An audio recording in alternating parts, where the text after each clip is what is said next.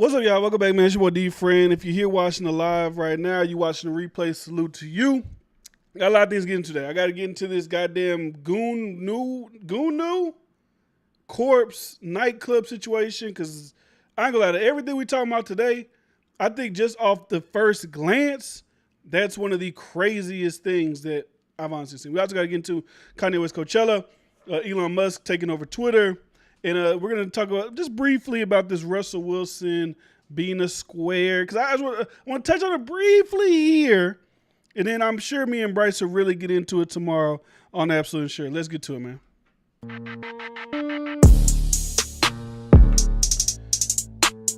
All right. So first things first, I just want to get this one out the way. Because I think, like I said earlier, this is one of the wildest stories that I've seen. So there's a rapper by the name of Goonu who passed away. I believe he got killed. I believe so. I could be wrong. But his family decided to put him up and honor him in a way that we've seen. This isn't the first time thing that we've seen happen. I've seen other people have corpses sitting in chairs at the funeral home, but I don't think I've ever seen them be celebrated corpse put up to stand next to sparklers and bottle service in an actual nightclub. So I'm gonna show you the footage and then I'm gonna read the story from this one. Let me see. Hopefully this is the right one. Let's DC say time.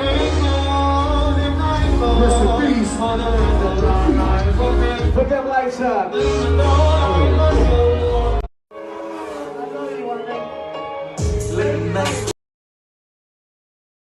So as you can see right here, sparklers lit, body. They got a crown on the young man. He got the Amiri sweater on. I just do not understand how in 2022 this is a way that now let me just let you finish. Then I'll get to it. Let me finish.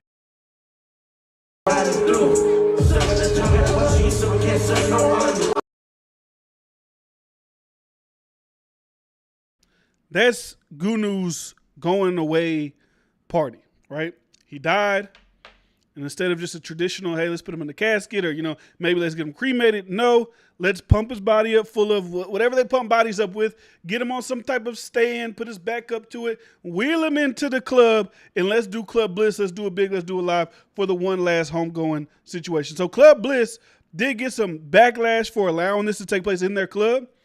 And they pretty much said, hey, we got booked for a homegoing situation.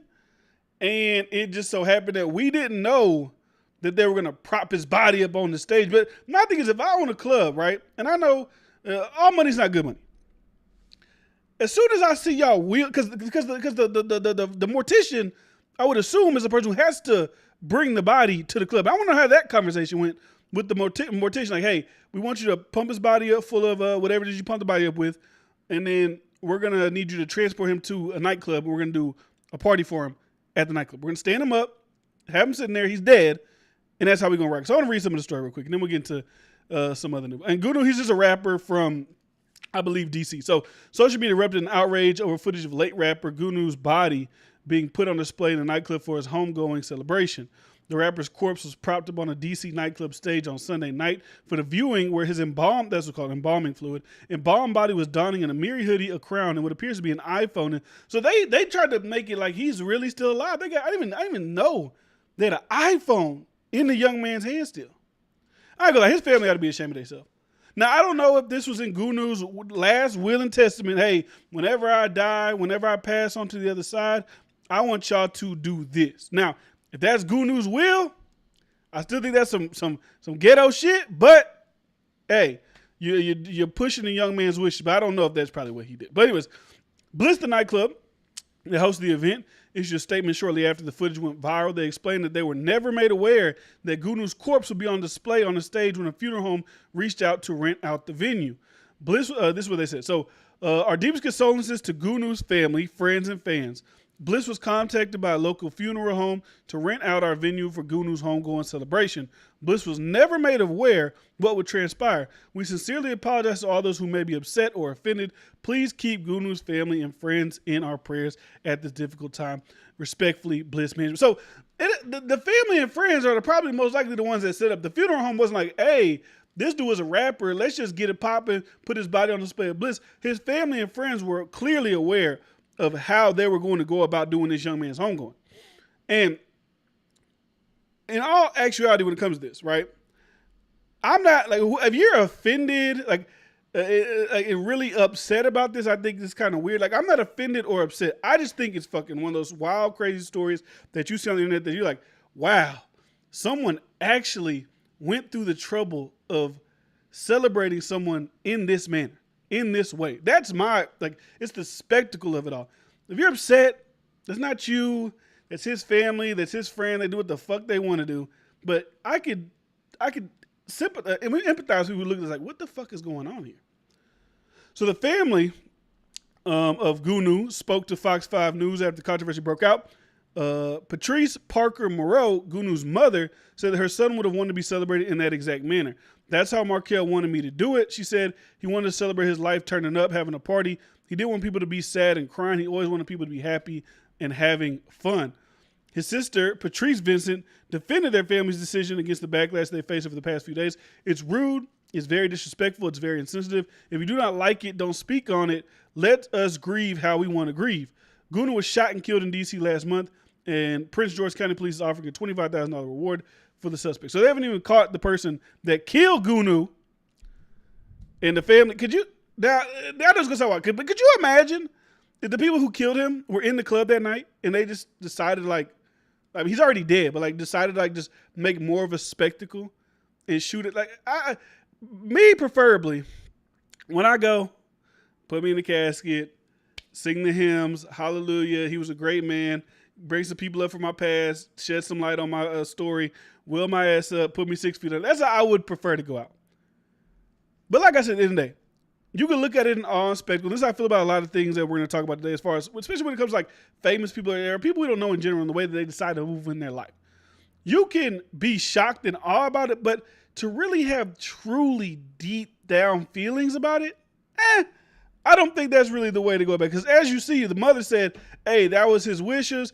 He wanted people to turn up. Now, I don't know if when he said, I want people to turn up, and be happy when I die, I don't necessarily think that he meant, hey, prop my body up at Club Bliss and have sparklers shooting in my face, have a fake iPhone in my hand, and do all things like that. Maybe he just meant like, hey, do my funeral and then go have a party afterwards. That's probably the way that he was thinking. But, people gonna do how they gonna do. And that's just, when I saw it, I just see this wild and crazy shit. So let me read some of your comments real quick. I'm gonna start reading comments after I run through a story, just so I don't, mess up the flow of the story during the story. So anyways, who is Gunu? Lydia says, I think it's weird, but I just would have left the club and went to Waffle House, LOL. So I wonder how that went too. That's a good point. Was Club Bliss just open for everybody to come and enjoy? Or was it like a private party? Like everybody there was friends or family of Gunu, and they knew what they was getting themselves into? Or was it like, hey, Club Bliss, we're doing Gunu's homegoing, but it's a regular Sunday night at Club Bliss. I don't know if Club Bliss is a regular nightclub or a strip club. But anyways, it's a regular night here at Club Bliss, and then you just walk in and you see, he's dead, but he's standing up with the spark. Okay, I get what you said. I would have left too. This makes me a little bit uncomfortable. So anyways, oh boy. Now that would be interesting if they lit his ass up. That'd be some crazy ass shit. So now that's some gangster shit. Sounds lit. I mean, like I said, if that's how he decided the young man wants to go out, that's on him. That's on his family. I don't think God's really frowning upon that. I don't think God really cares how you and I could be wrong. I'm not really into the Bible too much. So maybe there is a certain way you're supposed to do your body after death. Maybe this isn't the most respectable way, quote unquote. But if that's the way that Gunu and his family decided to go out, that's the way they decided to go out, and that's what the fuck they decided to do. So I just had to bring that up because I just thought it was really interesting, Lydia says, I think it was open because I thought the club said they didn't know what was going on. Not sure though. So yeah, I don't know. I know they got contacted by the funeral home to do a homegoing, but I didn't know if they just thought like, hey, we're going to do a regular celebration this night. And it just happened, hey, the mortician is wheeling the body in right now to be propped up on the stage. So, and also with Club Bliss, like eventually I would assume the owner's there. So eventually you would see like, hey, the club isn't open yet, but there's like a dead body. Like, I don't think that's a mannequin. Like, that's a dead body sitting on the stage. Should we, like, how does that work with the fire marshals? Is that like a safety hat? I don't know. He's already dead, so I'm sure, like, if he would have caught on fire, it wouldn't really, whatever. You know, it's crazy, and it's a wild situation going on for Gunu and Gunu's family.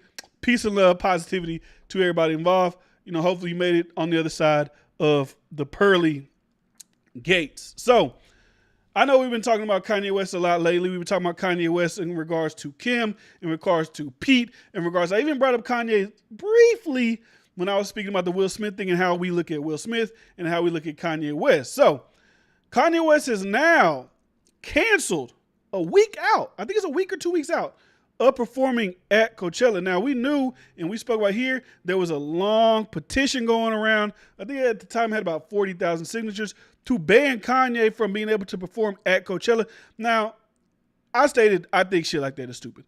I think you can get on your social media or your podcast or your YouTube, whatever you want to, TikTok, whatever.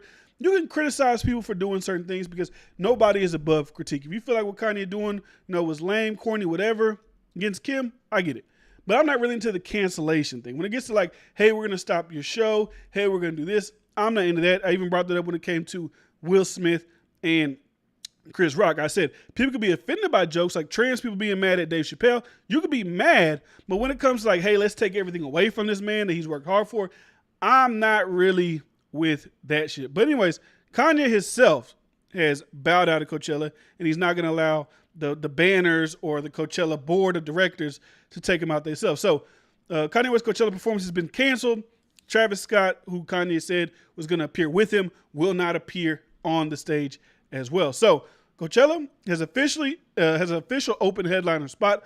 According to TMZ, Kanye West has dropped out of performing at the 2-weekend-long event set to take place in Indio, California later this month, meaning that Travis Scott, who's reportedly set to appear alongside the Donda rapper, won't be taking the stage either.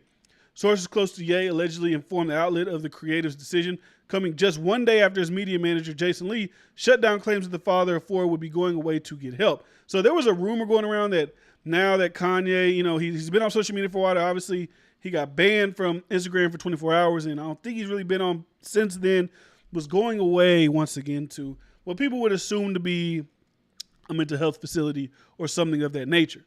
So Jason Lee, which is now like Kanye's head of media, I don't know if that's his PR, pretty much shut down those rumors from taking place. So anyways, for his mental health, and were shared to page 6 by insiders close to his ex, Kim Kardashian. So that was something put out by Kim Kardashian's team, right? That he was gone to help with his mental health, because that's obviously what this is saying. Page 6 was contacted by insiders close to Kim Kardashian, not insiders close to Kanye West. So it's currently unclear exactly why Kanye is backing out. The publication notes, although he has a tumultuous few months feuding online with everyone from Trevor Noah, who he used racial slurs against, resulting in a 24-hour ban on Instagram, to Pete Davidson, who he has a particular tense relationship with. The 44-year-old has not posted anything on the app since he was hit with the temporary limitations, although he was spotted in late March at his son's St. West soccer game, co-parenting alongside Kim Kardashian. So this was the lineup, right? So it was Harry Styles was the headliner for, the Friday days. Billie Eilish was the headliner for the Saturday days. And Kanye was the headliner for the, for the Sunday days. So obviously maybe he's going to do Sunday service type shit or whatever. So I would say, let me just help Coachella out here. I would say that if you're just going to bump somebody up, out of everybody I see on your list for at least Sunday, I would think that as far as hit factors, as far as star power, Doja Cat would most likely be the person that you would throw into the mix next, because out of all these people I'm looking at, she is the next biggest artist. I don't think at such a short notice you'll be able just to pull anybody from like any of these big artists, like let's say a Beyonce, Rihanna, a Drake. Maybe you could pull a Tyler the Creator, even though I think Tyler the Creator's on the tour. But that's my thing for them. But also, if you remember, a couple of weeks back. I think I spoke about it here. Maybe this is just a result of Kanye, I think, just sticking to his word. I think he said, I could be wrong, that when Billie Eilish did her little thing where she's like, well, we wait for people to be ready before we start shows, which was seen as a dig at Travis Scott. We're not performing unless Billie apologized. And I don't think that Billie ever formally, I don't think she had to apologize, but in Kanye's, his exchange, I don't think she ever apologized. So I wonder if that's a reasoning for Kanye pulling out of Coachella, or possibly Coachella was like, I know you want to bring up Travis. We're still kind of scared because of the asteroid shit. We don't want you to do that. And at the end of the day, Kanye West is a billionaire, all right? Kanye West does what he wants to do. And he's at a point in his career where doing Coachella isn't like a career maker or career ender. So at the end of the day, if Kanye don't want to do it, that's probably just the route that Kanye wanted to go. And I know it's easy to get into the mental health things. And I'm not saying that the mental health aspect may not be an aspect, but at the end of the day, I really feel like he just don't want to do the shit. He maybe want to do things a certain way. They said no, like I want to bring Travis out. Then we just drop, or I don't know if they dropped Travis or Travis pulled out whenever the asteroid shit happened. I don't know. But they don't want that type of publicity. They think it's going to be bad press for them. Kanye West already has a lingering bad press over the last month. The Grammys dropped him performing, even though the Grammys still awarded him with 2 awards. And I would speak about that, but I don't know if I'm getting to Grammys talk today. But that's how I look at this situation. I think it's just Kanye West being a very, very wealthy individual, probably not getting the things done he wants to get done, and say, you know what, I don't need this shit. Fuck it, I'm out. Right. So, I don't think it has nothing to do with the boycotts of Kanye West. I think it just has to do with the man Kanye West not wanting to do something. That's what I honestly, at the end of the day, think that it is. So, let me see what y'all got to say about it. So, Jason Lee is Kanye's media manager. Yeah, I mean, he signed him to be like his media consultant powerhouse or something like that. That's a short amount of time to get a big headline. That's what I'm saying. Like, because especially if you're a big artist, you don't want to go out there and look stupid. So you want to have time to prep and prepare. Like when you saw Beyonce, and I know Beyonce's thing was like real extravagant and grand. So obviously when she did Beachella, it was like, that's something you really need to plan. But if you get another rapper, honestly, if you get a rapper, like you could probably throw out Future. Like let's be honest. Future, I saw his performance he did with Gunna. I don't know if it was SNL or Jimmy Kimmel, one of these late night people.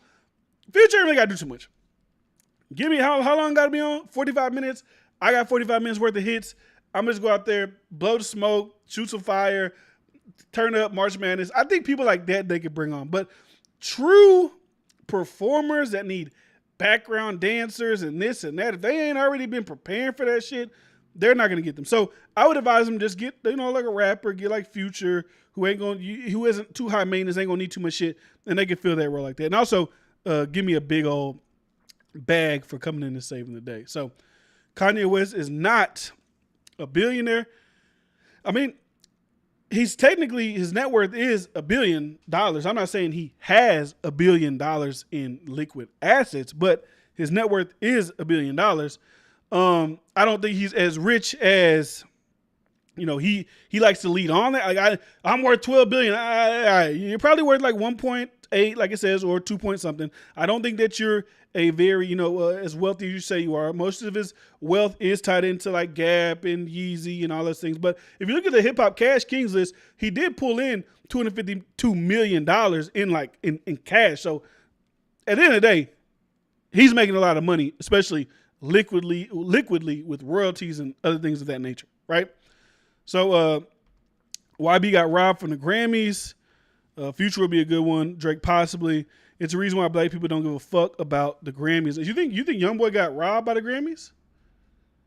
What if YoungBoy, like, unless you're just like trolling, like you're just YoungBoy fan, like an honest conversation, what do you think YoungBoy should have been nominated for? If he would have been nominated at all, right? Because if you look at the rap awards for this year, Tyler the Creator won with "Call Me If You Get Lost," right? So let me go over this. Let me see. I actually want to go through the Grammy At least the hip hop one. I don't really give a fuck about everything else. The other thing I noticed when I was watching the Grammys last night, or not last night, the other night, I was like, it's kind of like all this other music. I don't give a fuck about none of this. Like when Nas performed, that was great. But besides that, it wasn't really too much of it that like made me like, oh my god, I'm so excited. I was excited to see Jasmine Sullivan win Best R&B. I thought her was gonna win it because her is like a Grammy, like she's a Grammy person, so I thought she was gonna win. But let's go. Fuck it. We'll go over the nominees right now. Let's see. So, Best Rap Album, we had The Off Season, J. Cole, Certified Lover Boy, Drake, but Drake ended up pulling all of his. Drake pulled his he pulled his stuff before the Grammys started. Like he got nominated, but then after the nomination came out, he pulled his stuff from consideration. I'm not sure why he did that, but whatever. So we got The Off Season, we got King's Disease, we got Call Me If You Get Lost, and Donda. Call Me If You Get Lost won, and honestly, out of all them albums, like I love Donda, I love The Off Season, but like I see why the Grammy gave it to Tyler Creator because I mean that's a pretty good album if you actually listen to it. The shit added on with DJ Drama, just the way that it sounds, the rap, everything about that album is a Grammy type of album, right? So then we got the Best Rap Performance. We got Family Ties, which won. Up by Cardi B, My Life, J. Cole, 21 Savage, and Moray. Thought Shit Meg the Stallion. This one was a little bit, I don't know what that means. Like there's Best Rap Song and then there's Best Rap Performance. I don't know what like Best Rap Performance means. I can see why they, at all these records that are on here, why they would pick Family Ties. Obviously they got their other Grammy darling on there, Kendrick Lamar. So it's like kind of easy, like, hey, let's give another one to Kendrick Lamar. Even though that was a good record. I feel like there's a lot of other like Back in Blood. I don't know if that was out during the time of consideration, but like just as far as big rap records, I don't think these were the biggest rap songs of the past like year and a half that could have been up for Grammy nomination and consideration. So then Best Rap Song was Bath Salts, DMX, Jay-Z, Nas. I feel like they probably just gave that one just, because it got the three legends on there, obviously. Best Friend, Sweetie, and Doja Cat. Is that a best rap song? Family Ties, Jail, My Life. Out of these records, I would have probably picked My Life. This is my favorite record. But this one as well, like, y'all think these are the best rap songs of the year? I don't think so. I think this is just like they keep saying that the people that pick these things are people that are within within these genres. And I just can't see people within these genres who are actually knowing and seeing what's going on that would pick some of these records. Like it's always baffling to me when I see a lot of the older guys on. Like I said, not to discredit DMX, rest in peace, Jay-Z and Nas, but like that's not one of the best rap songs of 2022. Like you could throw on a Lil Baby or a Lil Durk, like somebody else in the mix than just trying to appease the older fans. Because if the Grammys want young rap fans to really get excited and really get into their award show, they got to start nominating some of the younger guys as well. And that's just, the way that it goes. And salute to Charles Edwards, motherfucking Chiefs, starting off April the right way. Damn, bro, you be leaving the streets dry out here. I know, man. I'm trying to figure out the schedule, big dog, and we gonna get it right. We gonna get it, we gonna get it cracking. So, yeah, that's just how I feel about the Grammys and their rap, conversations. I just don't think these are the best rap songs that came out last year. I don't want to do Grammy. I want to do 2021 rap. I want to see like what rap songs came out last year that would be like I don't know. Does this get consideration? Like even like Moneybagg Yo when he was dropping shit. Why is Moneybagg Yo not on this list? Moneybagg Yo was the highest selling rapper of 2021, but why would his album not be nominated amongst these albums? It's obviously by sales wise the most popular album that came out last year. Why would he not get a nod from the Grammys? It just certain things, like I know they want the squeaky clean. Like they said, if Tyler Creator's in an award, they're gonna give it to Tyler. I know Kanye West got knocked off Grammys from performing, but if Kanye West is there, they're probably gonna give it to Kanye. If Kendrick is there, like if Kendrick drops his next album, you can guarantee. Now I know it's gonna be a good album, but you can guarantee Kendrick's probably gonna do a Grammy sweep of every rap category when he drops his album because he's a Grammy darling. Just like I say, Her for R&B is a Grammy darling. Not to say they're not talented. But the Grammys, these are the acceptable, black rap entertainers that they'll, put out there. Same thing with Eminem. When Eminem drop shit, we'll throw Eminem on there too. But yeah, for the rap category, I just don't think those are like. I just don't think they put up rap's best of the best, or at least what people in the culture would consider the best of the best when it comes to the Grammys. Now, Kanye, he won 2 Grammys. Salute to Kanye. Tyler, Creator, he won him a Grammy. Salute to him as well. And obviously, Silk Sonic, they won for their Leave the Door Open for, I think, like Song of the Year, Record of the Year, things of that nature. But it's the Grammys. Like, what do you expect? I don't know what you expect. So let's move on. Let me read some of these. Let me read some of y'all's things. I see y'all going about the Grammys in here. So Kanye Yeezy shoes is worth at least $10 million alone. I think they're worth more than that. He was, don't know what you're responding to. His net worth is definitely over $1 billion. I agree. I don't think he's $6 billion, but at least 2 to 3. YB should have had best rap album of the year. He outsold Drake. I don't know. Like this thing, like YB fans, like I don't know if you can't troll or be stupid. Like he didn't outsell Drake. Drake's first week selling sold 600,000 records. First week. And then when YoungBoy dropped in Drake's second week, they were competing for number 1. Now, if you're taking a win of beating Drake in his second week, rather than, because if it was the first week, you got demolished. Like, I just don't get that logic. That doesn't even make sense. YB went number 1 in jail. That's great. That's a good thing. Her album was mid. YB album was better than Certified Lover Boy. J. Cole should have won, but we know why. J. Cole should have won what? Oh, you're saying Tyler Creator's gay? Is he really gay, or is that like a thing he does? YB, the second streaming artist after Drake in the U.S., people be playing like he not the best out here, but y'all say Dirk album the best and it's trash. YB pre-order album number 1 and don't drop till August. I mean, I don't know. I mean, like his streaming numbers are great. I just don't think he's as great. Like in my opinion, like he's a good artist for like the young class, but I don't think he's as great as like young people think he is. Like in my personal opinion, if I was to pick of the younger generation who I would rather listen to, who I would rather respond and react to, it would be Lil Babies, like Rod Waves. Like YoungBoy is good, but I think it's what I also think. I think it's the fans that make it hard for people to really like him, and also just the hype. Like y'all act like he's the greatest. Like I say this all the time. I got a homeboy that say he's gonna be the next Wayne. Like I just don't see that. I just don't see that being the case. So I hate YB fan. YB is bigger than the Grammys. What about the collab with the baby? Why did it flop? So I guess y'all going back and forth. Nope, shit straight politics. Big Bang Charles, salute. We already know we got to salute him every time. Shout out to Cheese, always had the cheese. Flying Low, why his pre-order album number 1 and don't come out till August? Why his solo albums go number 1? Why Dirk not top 10 streaming artist? That is like numbers don't really like. And I know I just use numbers right with Drake because you just said something false. So I had to use the numbers in your argument because you're talking about numbers. But just because someone is bigger and more hype doesn't mean that they're better. They're better at cultivating a fan base rather than the other guy.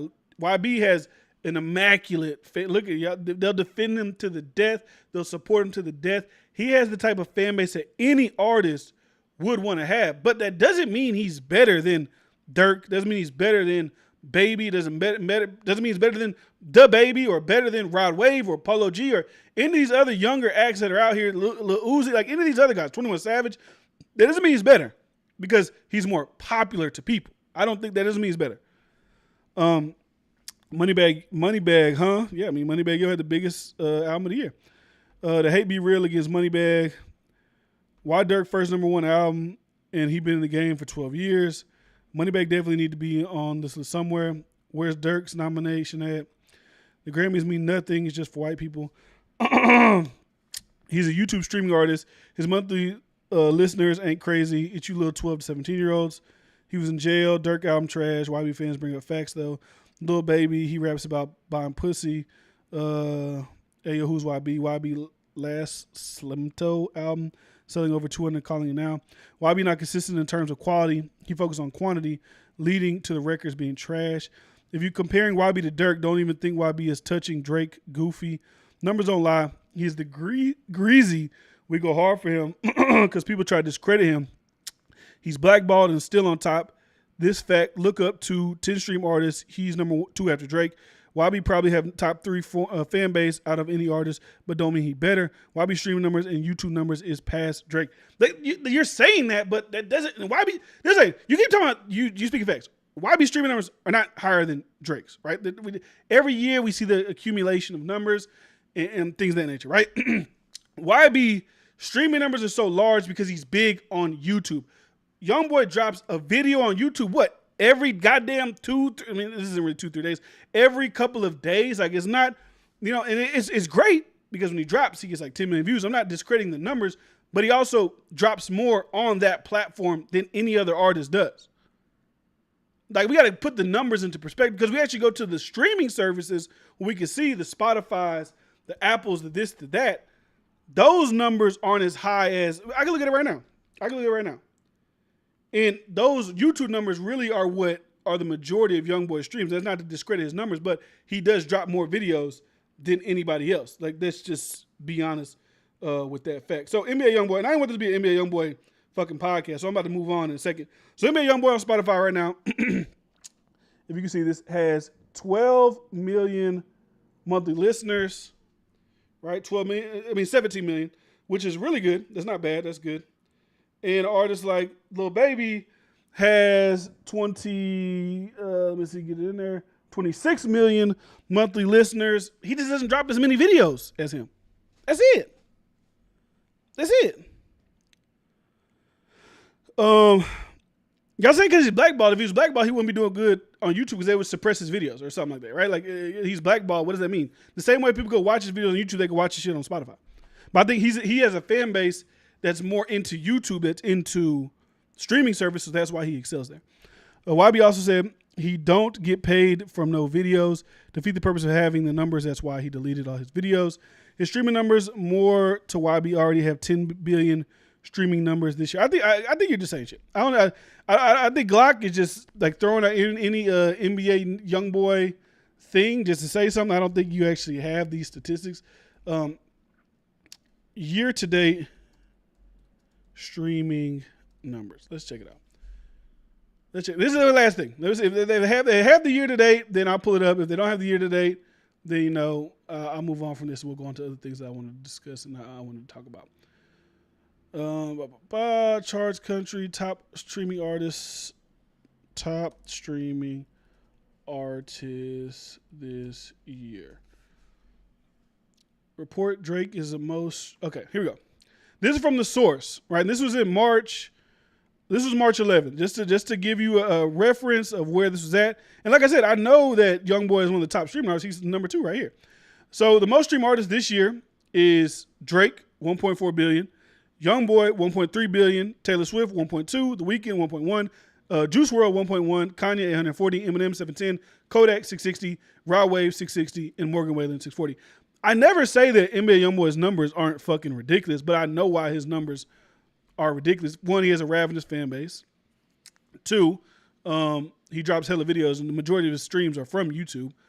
That's what it is. And also, having high numbers doesn't mean you're great, because I don't think that the YoungBoy is more talented than The Weeknd, in my opinion. Like, as far as talent-wise, no. And when it comes to these guys down here, Kodaks and Rod Waves, I don't think that Kodak or Rod Wave are way less talented. They just don't, like I said, they don't have the cultivated fan base. That's all it is. That's like what it is. He's not so much better than them. All right, I'm going to read these and I'm done.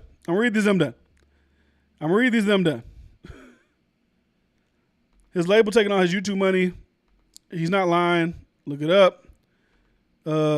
Next subject. Look up who's top 10 most streamed. How is M on the list? Is facts say Cheese and Act posted every rapper streaming numbers this year. So far, YB had 10 billion. I just looked at this from chart data that showed 1.3 billion. There's no way YoungBoy jumped to 9 billion in the last month. Just stop it. Stop it. I don't even know why you keep bringing up Dirk. Who's even been in here champion Lil Durk? I don't get that. The Swifties is out here like that. Billie Eilish over T Swift. Well, the charts say he is. YB is better than The Weeknd. See, you guys gotta be young. Y'all, if y'all think that, like, just because this thing, like Like, there's no Kendrick Lamar. Like, obviously Kendrick Lamar dropped music. There's no Kendrick on this chart. There's no J. Cole on this chart. And I mean, obviously you guys think that YoungBoy's better than them, but like, there's no realm where YoungBoy is like touching as musically. Like Kendrick Lamar, like fucking, please stop it.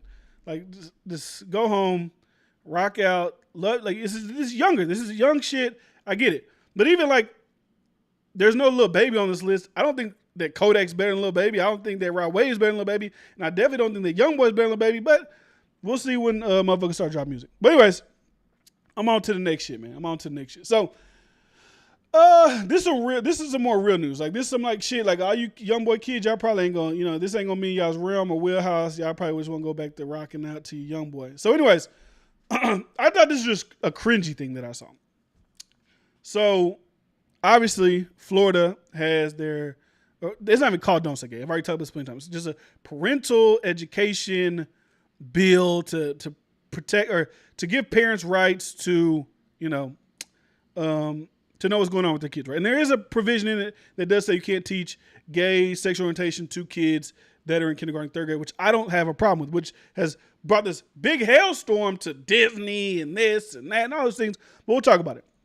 So this is what is coming of this. So obviously we know with the pandemic, New York's numbers of population has dwindled immensely. People were running away. You know where they was running? They're running to Florida. They're running to Texas. They're running to states that are open because they don't want to be locked down no more. So anyways, the New York City mayor, Eric Adams, let me pull this over here for you, woos Florida residents in opposition to the state's so-called Don't Say Gay law with digital billboards promising that they can say whatever they want in the Big Apple. This is a matter of life and death. So they keep on hyping this shit up like this is a matter of life and death. Kids are dying. There's a Washington Post article where they made a cartoon that like DeSantis is killing trans kids and gay kids. Like, y'all doing too much, right? It's just too much. The law isn't banning gay people from Florida. It isn't doing nothing. It's just saying kids from kindergarten to third grade should not be taught this. That is not in an appropriate manner to them. Plain, simple. If you actually read it and you're a parent, then you got to be a fucking parent. You'll probably understand it and you'll get it. So the New York City mayor is trying to bring back, New York. They're trying to bring it back to its peak. So New York City mayor Eric Adams is erecting 5 billboards in major Florida cities criticizing the state's Don't Say Gay law and encouraging people to move to New York. The digital billboards designed by subsidiaries of advertising giant WPP will be placed on an ad space donated by the company. They'll appear in Fort Lauderdale, Jacksonville, Florida, Jacksonville, Orlando, Tampa Bay, and West Palm Beach for 8 weeks starting on Monday. Come to the city where you can say whatever you want, one of the billboards reads, surrounded by the word gay in various font sizes and colors. Another one simply proclaims, when other states show their true colors, we show ours, on a plain black background. They're in response to Florida's parental rights and education law. That's what it's actually called. It's not called Don't Say Gay. It's called Parental Rights in Education. Signed by Governor Ron DeSantis last week. The law bans classroom lessons on sexuality, gender identity, and sexual orientation in a manner that is not age appropriate, which, like I said, I don't see anybody who could be mad or anybody who could be upset with that being the law put in place. The legislation has ignited tensions between state Republicans and Disney, which came out against after employees of the company theme parks and studios staged walkouts over its lack of response. So Disney employees are like, we need you, Disney, to say something. You got the power. You can do this. You can take over. Disney didn't want to say shit. Hey, motherfucker, I'm a theme park, right? And I get it. We're a kid thing. We're kid oriented at Disney. We make TV shows for kids. We're trying to do what we can do to put stuff in the shows. We seen, I don't know if that was Nickelodeon, maybe it was Nickelodeon or Disney. They had the 2 gay dads. What else they did? Like right now they have like the black empowerment show where the guy was like, hey, your curls, the white kid telling the black kid, hey, your curls, your hair's curly. And then the whole song, micro aggressions, whatever, cringy shit. I get it. You're trying to be progressive. You're trying to push forward. Anyways, that happened, and we'll talk about that in a second. So criticism of Adams' announcement was immediate, with some Twitter users wondering why their local government is now wading in the national politics. That motherfucker, you are the mayor of New York City. Why are you worried about what Don't Say Gay is going on in Florida? But you want to know the reason that he cares about what's going on in Florida? Because his predecessor, the person who was the mayor before him, which was, I don't even remember his name. What's his name? De Blasio, lockdowns, mandates, running the New Yorkers off. New York billionaires, they fled. The money was leaving. They're out of here. I'm not coming to New York. And I don't know why Eric Adams thinks that this is going to be like, Oh yeah, kids can't be taught about gay, transgender, sexual orientation. Yeah, let me move from a state with no state income tax, lower cost of living, and let me go to New York where y'all will double up my taxes, higher cost of living. I can go from living in Florida, living in a nice 2-story house, and I can go move to New York and I can live in a studio apartment for $2,800 a month with my family of 4. Yeah, because of the gay bill. That's what's gonna get the people to want to move to high price New York, rather than, hey, maybe drop the state tax. Hey, maybe lower the cost of living in that fucking city. Maybe that'll attract people. Not the bill where you can't teach children about being gay or sexual orientation. Like that's not the one that's gonna get it. So I just want to show you something. So this is the billboards that they are putting up all over Florida. So obviously see gay, gay, gay, gay, gay, gay, gay, gay, gay. Come to the city where you can say whatever you want.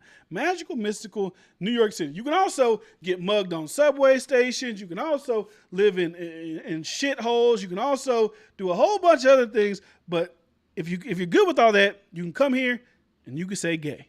That's what the motive is.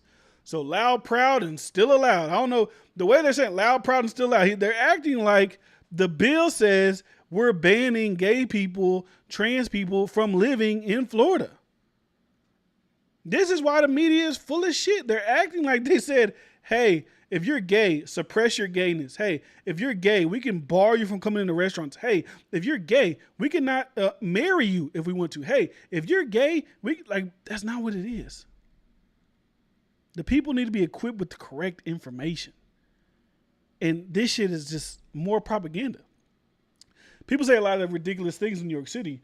Don't say gay isn't one of them. That's another billboard they got up. New York City is alive, and so is free speech. When other states show their true colors, we show ours. This, if I was a New Yorker, this would make me want to flee New York. Because if you actually read the Parental Protection Education Act, you'll see that it is loaded with protections for parents when it comes to the education and the knowing of what's happening to your child while they're in school. If something happens to your child physically or they're telling the counselor something, by this bill, you have to tell their parents, because we've been seeing people are withholding things from parents. They're not running to tell the parents. No, I'm a parent. My kid's in school and something happens to them, whether they coming out to you saying they're gay or they're saying they're whatever, mother, you better tell me before they get home, because I'm their parent and I have the right to know. Anyways, Mayor Adams appeared alongside LGBTQ advocates as he debuted the billboards on Monday, which are up till May 29th. Kalima McKenzie Sims, head of LGBTQ programs for the city's Department of Education, mentioned the high suicide rates of transgender youth, a point that Mayor Adams emphasized. I remember being a captain in the 6th Precinct in downtown Manhattan, going over to Christopher Street to the Park on the Pier, talking to some of the young people who, when they decided to talk to their parents about who they wanted to be, some of them were thrown from their homes, were runaways, and I think you're right. It's a matter of life and death. Now, school and parents can't control it, right? If your child comes out to you, says they're trans or they're gay, and you decide to throw them out, my personal belief, I don't agree with that. I wouldn't kick my fucking kids out for coming to me and saying that. That's just the type of father that I am. But I do think when you kick out a child for whatever they believe they are, especially at a young age, I think that's fucked up, right? But that's the thing about these bills. You can have two separate. Now, some people, they don't give a fuck. They say, yeah, kick him out. That's not me. But the thing is, you can have two different ideologies. I could say that, hey, damn, y'all kicking kids out of their homes at young ages and throwing them in a foster care because this is how they want to live their life. That's crazy. But also, as a parent, I should have a right to what is being taught to my kids in the school. That I ain't saying kill every trans kid, kill every gay kid. Ain't nobody saying shit like that. But that's the way that they try to frame these things. That if kindergarten and third graders can't be taught about gay and sexual orientation and different genders and things like that, that their life isn't somehow not going to be as great. Or kids that are like that at third and kindergarten. I don't even know any kids that was gay and trans in third grade. Maybe there's a sparkle out there that is. But let's keep it a buck. This is just some virtue signaling shit. Trying to make it like, we're the good mayor of New York. Look at us. We're doing great. While the crime rate is exploding. Like, y'all didn't put up billboards of the crime rate and things of that nature. Hey, come here. You can say free speech and gay, but there's a 50% chance you get mugged, 30% chance you'll be murdered on Tuesday. Like, put those signs up as well. Right? So, Look, y'all ain't got nothing to say about that. Y'all got everything to say about the music shit. But anyways, let me read this. This is what Disney get for trying to be so PG. I mean, Disney should be PG. They're a fucking child station, right? They're for children. But yeah, I read that. I thought it was cringe. Obviously, the mayor is trying to. I'm the good mayor of New York. Yeah, people are just talking shit about it on Twitter. That's gonna fix the gay bill. Just put up Florida. That's gonna fix New York. Put up gay bills in Florida, and people are mad. Like literally, he's worried about the gay shit in Florida when it's like you still got kid mask mandates going on. He fired an attorney that worked for the city for speaking out against kids having to still wear masks. So it's like, what are we worried about what the fuck's going on in Florida? Or are we worried about the shit that you got going on in New York? So he said, I made an announcement that we were looking to announce today, which is Monday, to take the mask off children 2 to 4. And also stated if we see an uptick, we'll come back and make the announcement of what we're going to do. We're going to pivot and shift as COVID is pivoting and shifting. There's a new variant. The numbers are increasing. We're going to move at the right pace, and and that's the role I must do. Adams promised to end the under 4 mask mandate on March 22nd. A Staten Island judge struck it down on Friday, but Adams' office appealed the decision, keeping the order in place, according to the New York Post. Adams explained that the city's COVID positivity rate rose to 2.67% last week, up from the rolling month average of 2.3%. He added that medical professionals have called for the mandate to remain in place because there's no vaccine available for toddlers. Adams was also confronted by parents furious at the decision to extend the mask mandate for under 5s as he hit the town for a Broadway show. We know the statistics, man. We know. Kids, they're not going to be affected by COVID. Secondly, masks, pretty much not that effective against COVID. So as parents, like, hey, yes, take the fucking mask off my 2-year-old. Take it off my 4-year-old. Take it off my 3-year-old. Why are we still doing this? You're going down to Florida trying to entice them to come up here to have higher price of living, higher rates of, now I don't know if New York has a higher rate of crime than Florida, but they both fucking crazy places. But anyways, higher rates of crime, all these things. Worry about COVID. Worry about the mask shit. And then you can worry about the gay shit later. So anyways, this is the last thing I got. Right? This is the last. You know what? What time is it? 11:35?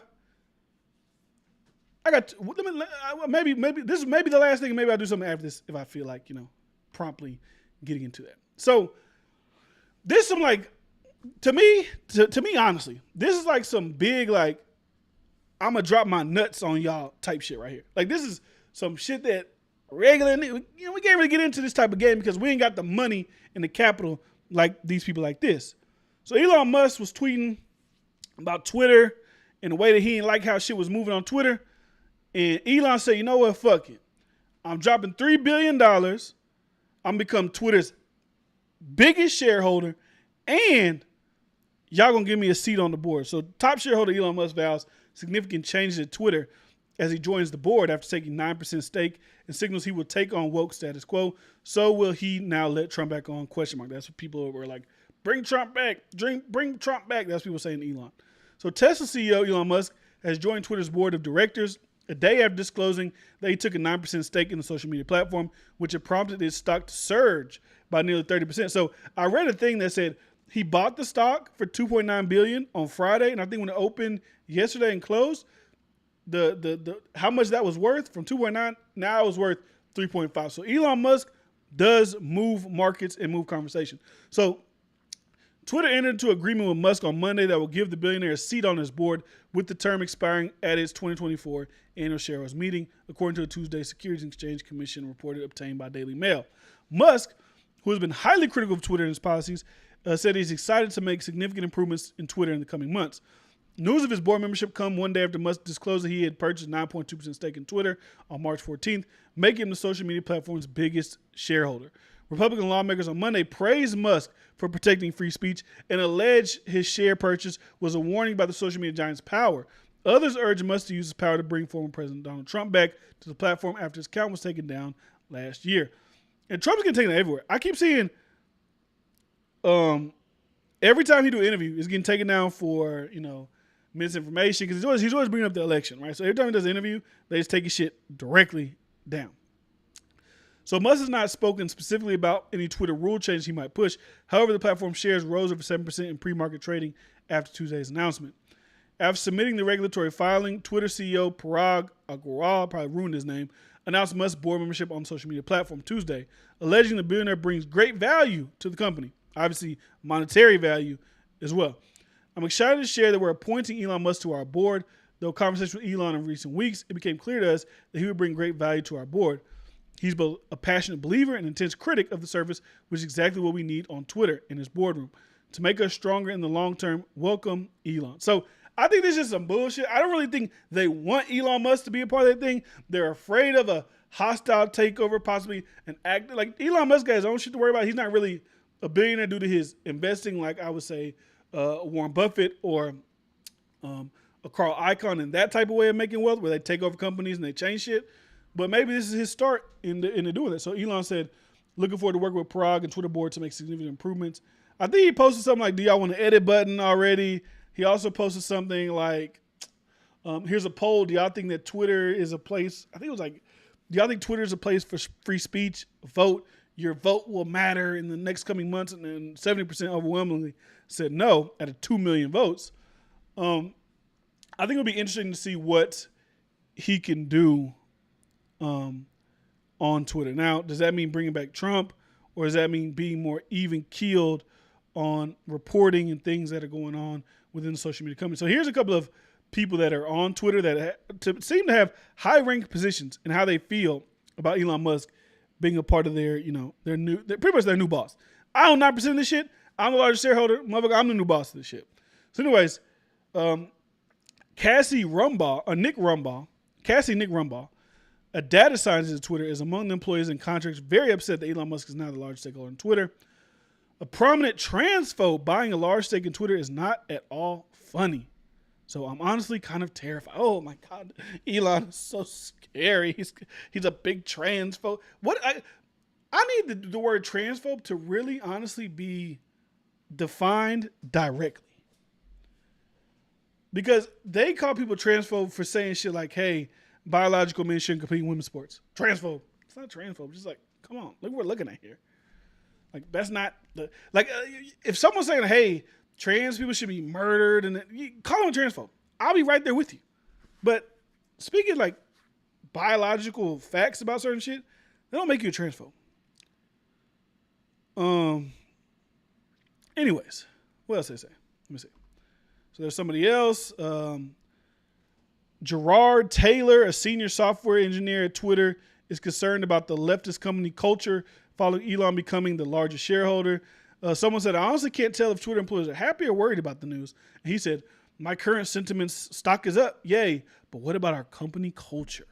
Obviously, Twitter is run by people of the leftist ideology. It's the way their algorithm works. It's the way their policies to where who gets banned, who doesn't get banned works. Like, conservatives say this shit and they get like, what are you talking about? That isn't true. Like, you can see it. You can see it here. Looks like I picked a good week to be off, reacts Jerry Kidd, a recruiting manager for Twitter, to the news that Elon Musk is now the largest stakeholder in the company. So it pretty much just keeps going on, right? Like, this person, me trying to enjoy my stock price, because I guess Twitter gives their employees stock, options or whatever. This is another software engineer, without thinking about why. Like, oh, I got so much more money, but oh, I got it because Elon is now like, what is it? I don't even know what Elon's done besides speak out on bullshit. Honestly. I think they just don't want people to speak out on bullshit. And people, especially with the power of an Elon Musk, they don't want him to be anywhere near it. Elon Musk just temporarily at least made me a lot of money, and I still dislike him. Oh, you're brave. He's the director of creative services, whatever the hell that means, at Twitter. So this is what I'm talking about. He tweeted, free speech is essential to a functioning democracy. Do you believe Twitter rigorously adheres to this principle? Yes or no? 2 million votes, obviously 70% of them say no. The consequences of this poll will be important. Please vote carefully. So, I mean, I don't know what he's got proposed for Twitter. I don't know what he plans on doing to take back Twitter. But I kind of miss Twitter when it wasn't a bunch of random blue check mark social media warriors and social justice warriors just ruining everything, pulling up old tweets. Twitter back in like 2010, 2011 was a wild, wild, crazy place. People were saying what they want to say, doing what they want to do. And it was just the world was just at peace, you know? And I get it. People say, well, there's a lot of people making a lot of homophobic, racist, that. I think we need to be able to I can never say his word. Differentiate, whatever the fuck the word is. Differentiate between clearly a joke, which may be said by a person that you don't think should say it, whether it's a white person making a joke about black people, maybe it's a straight person making a joke about gay people, whatever. You can feel the way you want to feel. Then someone actually maliciously coming at a group because of hate, disgust, or whatever else. We got to be able to put a difference between that. Bad jokes? Yeah, you can say, hey, bitch, you shouldn't have said that joke. But I'm never with the let's destroy their life because of this bad joke. That's not where I fall on the side, because you know why? When this shit get cracking, I know I've probably said some stupid shit. Me and Bryce have been doing the podcast since 2014. I'm sure they could pull up a clip of whatever and be like, hey, look what he said this. And motherfucker, I ain't trying to get canceled for that shit. So I'm not in the business of cancellation myself. Like, unless it's like clear vitriol, hate, like pushing, like, hey, we should kill and attack you. That's different. But jokes, all right, man, come on, what we doing? So anyways, I think that's all I got for you guys today. I talk about Coachella, I talk about Gunu, I talk about the Grammys, I talk about the mayor, I talk about Elon. I was going to talk about this, the game is coming. You know, I'm going to talk about that real quick. So this is, I love the game. I think Game is a legend, right? But I think the Game he always be doing some corny ass shit. And he doesn't have to, because he's a legend. If the Game wants to jump back into making music, he makes good music. Just jump back in to making good music. So obviously the Game has been on Drink Champs. He's been on, I think, Clubhouse. He's done interviews. He's upset about not being a part of the Super Bowl, right? Him and 50 Cent had a little spat back and forth. He said that Kanye West has done more for me in the last week of my career than Dr. Dre did their entire career, which we know is bullshit. But this is a hurt man. He's hurt. So now he's directing his aim towards a target that he knows will cause controversy and attention. Another former label mate, I believe, Eminem. So the Game is coming for Eminem on the next single, according to his manager, Wack 100. So, like I said, when you got the Game who comes out and says shit, does shit for attention, which is great, and you got a manager like Wack 100 who you know is just going to say anything to, you know, get in the news. Whether, maybe some shit he be saying is real, but he's going to say some crazy wild shit because he knows it's going to get picked up. He knows it's going to be put in the news. So anyways, despite previous claims that he would be hanging up the microphone after Born to Rap, the Game had evidently come out of retirement with a chip on his shoulder due to the Super Bowl. And I add that to the Super Bowl part.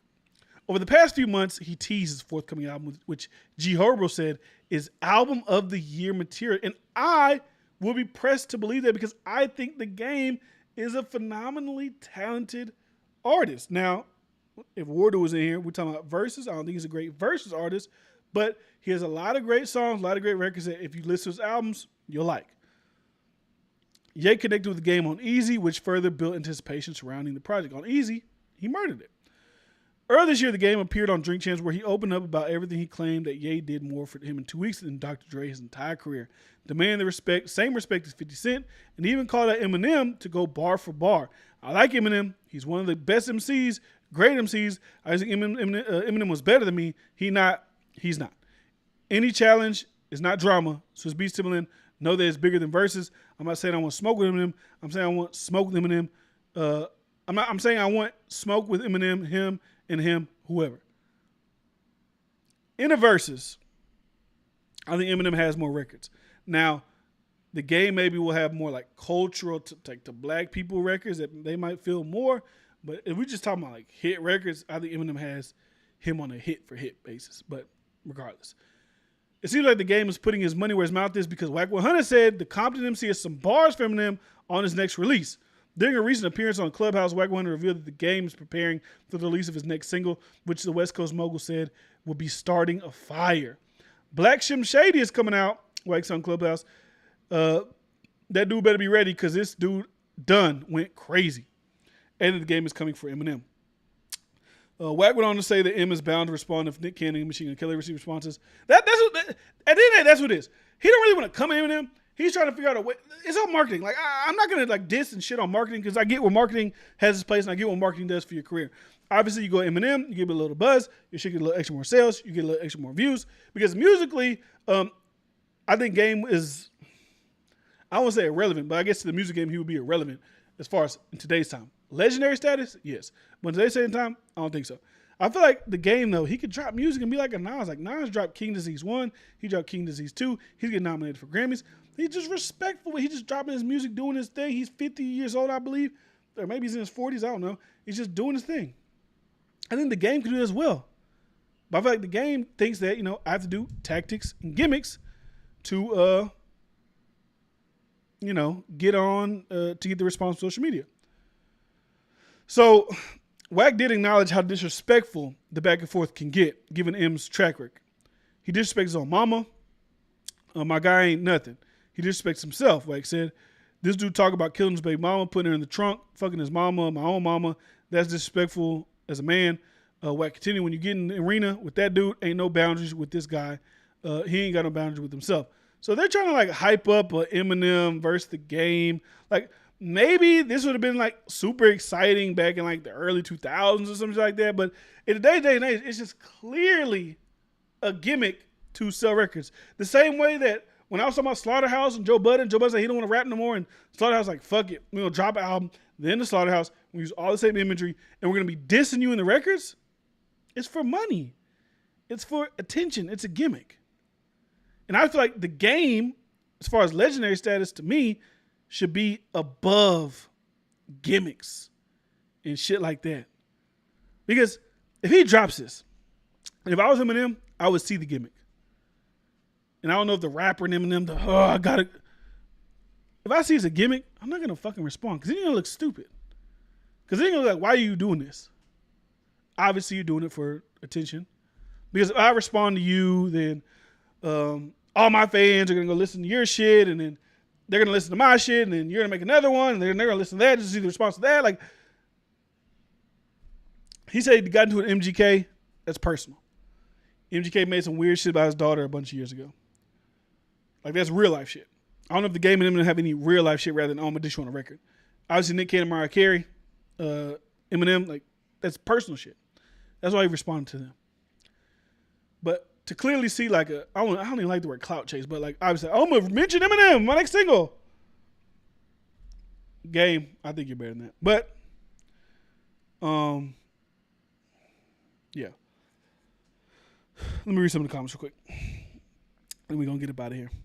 I also thought you were talking about Triple H. I thought you were bringing up the essay he wrote on IG by Regina Hall joking about LeBron's hairline at the Oscars, saying if all hair matters stands. I mean, that shit too, like that's another like thing. Like when I see celebrities post certain shit, to me it just feels like you're clearly trying to like pander to some side. Obviously, that's a conversation going around right now. It's like the black man got slapped because he made fun of the black woman, but the black man is the most disrespected they could do anything. Like, he's not lying at all in anything he's saying. Like, nothing he said was a lie. Like, Twitter killed Chris Rock for saying Jada Pinkett Smith should be in G.I. Jane 2, where in G.I. Jane 2, or G.I. Jane 1, the woman, Demi Moore, had a shaved head. She has a shaved head.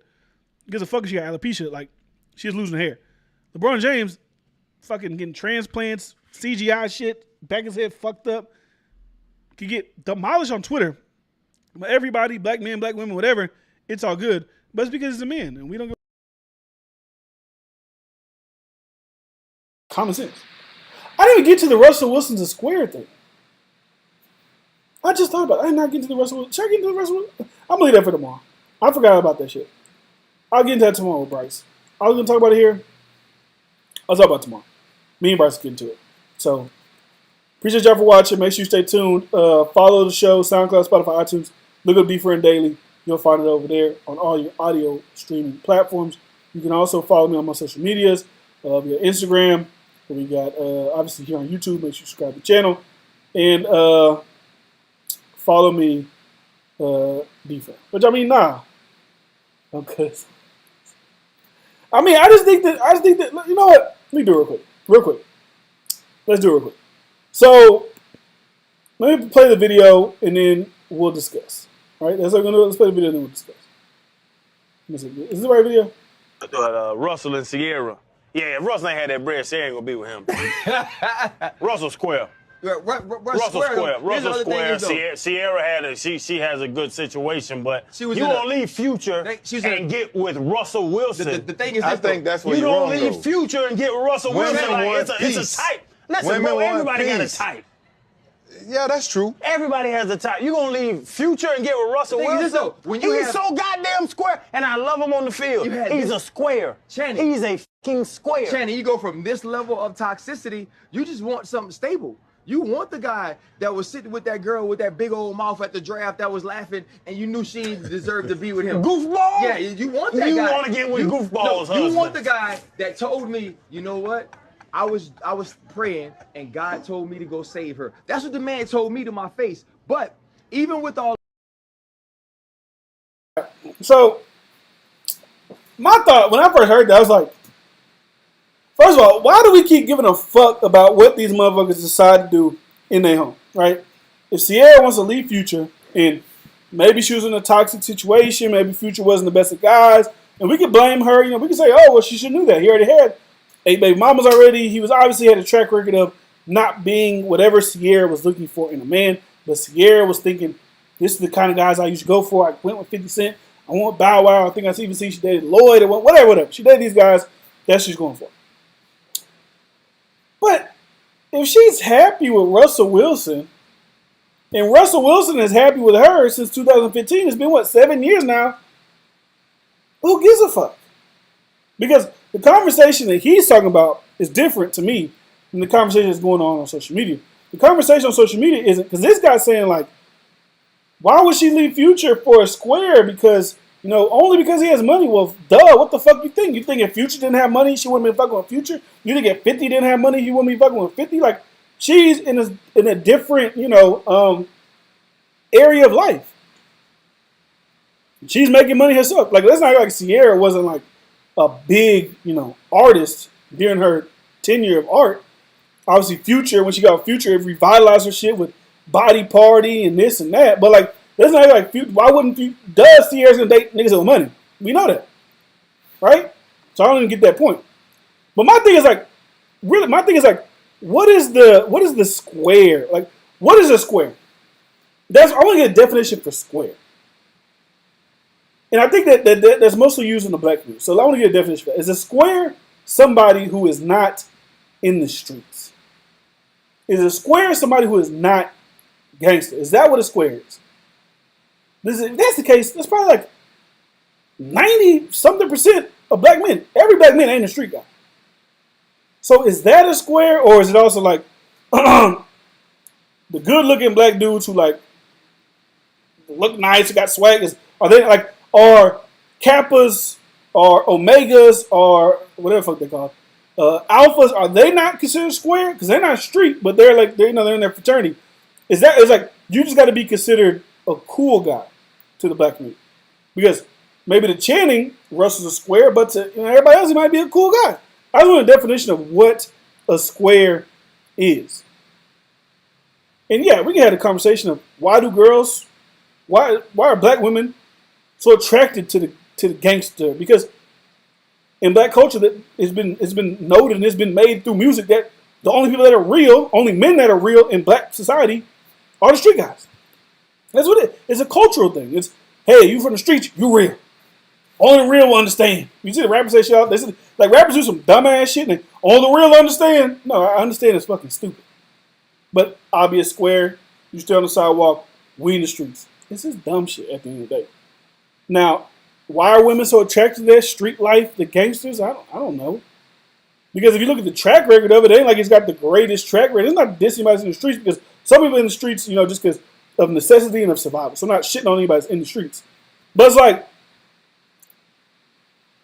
you see what goes with their life. A lot of times it's jail. A lot of times it's single motherhood.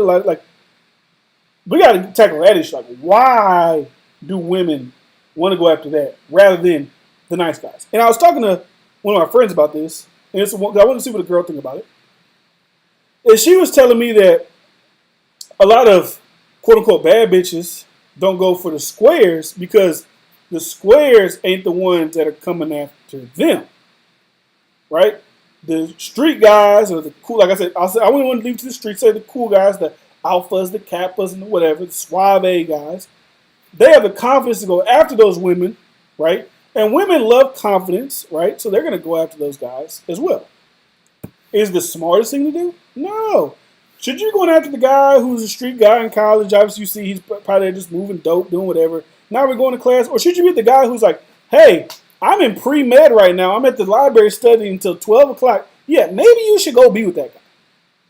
That's a conversation you should be had to. Why are you not going to that guy? Because he's scared to talk to you. He's scared to come up to you.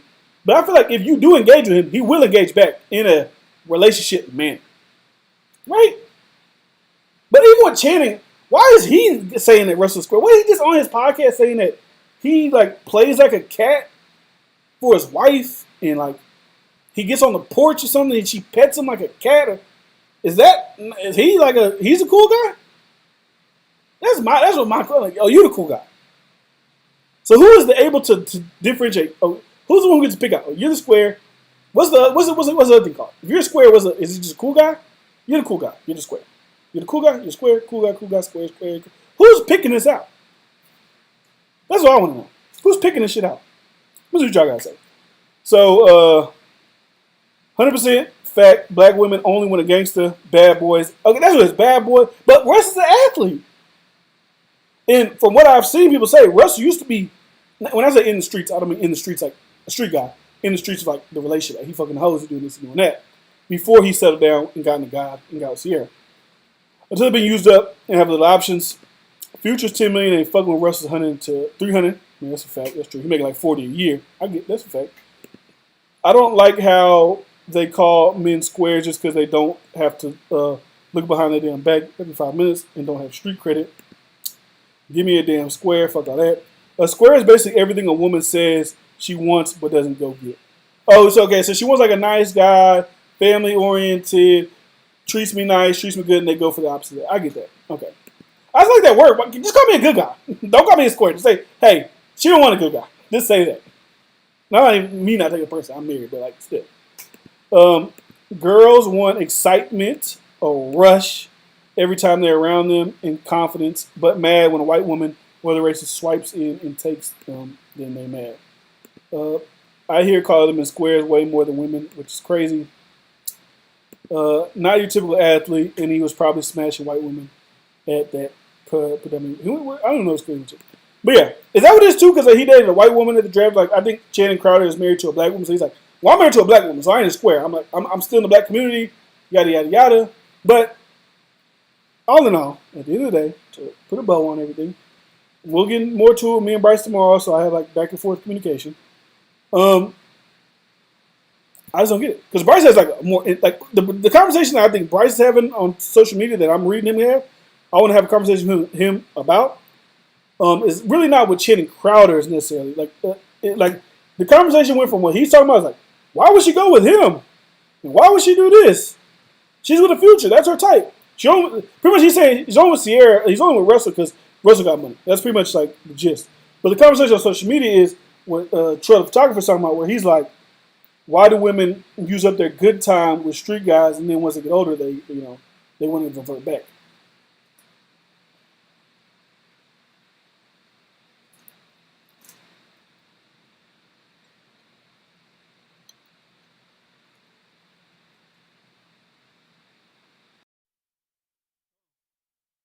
All right, and we back. Anyways, yeah, but we see it all the time. Like you can see like, just look at your personal life. Probably look at the girls who were like the hot thing in high school. Like, oh, she's the it girl, and the nigga she used to go for, right? And then look at her as she gets older, as life hits her, as maybe body weight added, maybe you don't look as good as you used to in high school, and then you see who she ends up with at the 10-year reunion. Like, damn. How's she? Because in high school she was with like, I guess she was the cool guy, the athlete, the gangster, whatever. But now she's with, I guess you would say, quote unquote, the square guy. is that smartening up at the last minute and just trying to do whatever. I heard this guy, I don't know I forgot what his name is. They say it's like a theory of like, what the fuck? It's one like the red pill guys. I forgot his name. Like the lights are on at the club, you done partied all night, now you're just looking for someone to go settle down with. And we'll get to it more tomorrow. I have more thoughts and opinions on it, but that's all I got for you guys. We did an hour 15. Salute to Lydia, salute to Trevor Photographer, salute to Charles Edward Cheese, salute to the NBA Youngboy fans that was in the chat earlier. We'll be back here tomorrow, me and Bryce. I might do my own solo show tomorrow, but we'll see what's going on throughout the day. Appreciate you guys for watching. Appreciate you guys for listening. See you guys next time, man. It's your boy D. Fran. We out. Peace. Let's DC say. Russell and Sierra. Yeah, Russell ain't had that. Praise God, bro.